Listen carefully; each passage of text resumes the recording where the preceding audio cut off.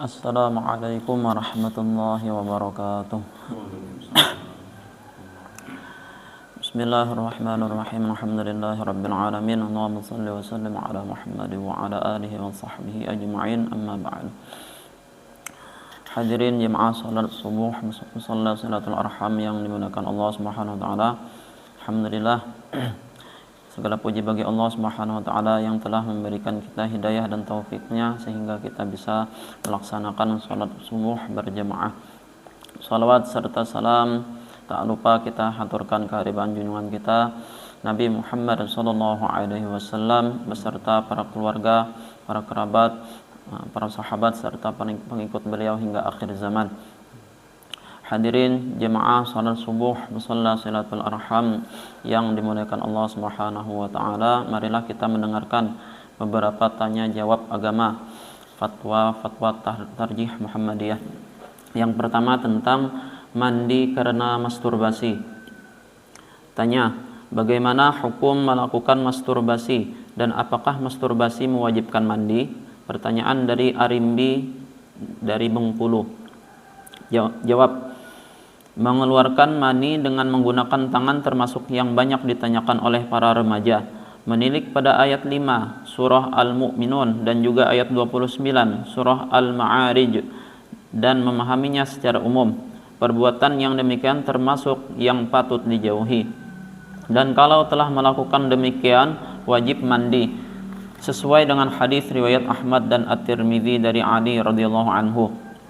An Aliin radhiyallahu anhu qala kuntu rajulan madzaan fasa'altu an-nabiy sallallahu alaihi wasallam faqala fil madhiyyi al-wudu'u wa fil maniyyi al-ghuslu rawahu Ahmad wa Tirmidzi wa Ibnu Majah. Artinya dari Ali radhiyallahu anhu, ia berkata, aku seorang yang sering mengeluarkan madhi, cairan bukan air seni tetapi juga bukan mani. Maka aku bertanya kepada Nabi tentang hal itu. Maka Nabi bersabda, madhi hanya mewajibkan wudu, sedang mani mewajibkan mandi. Hadis riwayat Ahmad dan At-Tirmidzi dan Ibnu Majah. Yang kedua, apakah keputihan termasuk darah haid atau sperma? Tanya, apakah keputihan itu termasuk hadas besar sehingga wanita yang mengeluarkan keputihan harus mandi seperti mengeluarkan sperma atau darah haid? Pertanyaan dari Siti Marsiah dari Sidoarjo. Jawab, wanita yang diwajibkan mandi adalah yang mengeluarkan darah haid setelah selesai atau setelah selesai nifas. Juga diwajibkan mandi kalau selesai bersenggama. Tidak ada keterangan yang mewajibkan mandi kalau mengeluarkan seperti yang Anda maksudkan. Bagi pria ada yang disebut madhi. Pria yang mengeluarkan madhi bukan mani dan bukan pula air seni. Oleh Nabi diperintahkan untuk melakukan wudu kalau akan sholat. Yang ketiga itu tentang haruskah wudu kalau mengantuk. Tanya, bagaimana hukumnya orang yang mengantuk sampai kaget? Pertanyaan dari pengajian Muhammadiyah cabang Arga Suka, Banjarnegara. Jawab, mungkin yang dimaksud batalkah wudunya atau sholatnya?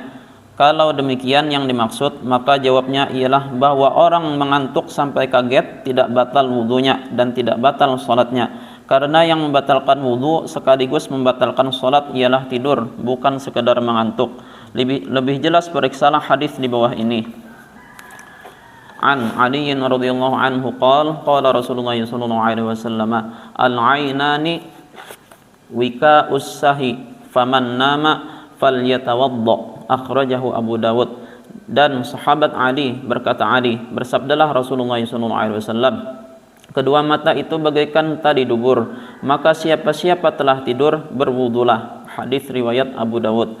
Hadis Ibnu Abbasin radhiyallahu anhu annahu ra'a Rasulullah sallallahu alaihi wasallam nama wa huwa sajidun hatta ghatta wa nafakha thumma qama yusalli faqultu ya Rasulullah innaka qad nimta qala innal wudu'a la yajibu illa ala man nama mudtaji'an fa innahu idza dhaja'a istarkhat mafasiluhu, akhrajahu ashabus sunan.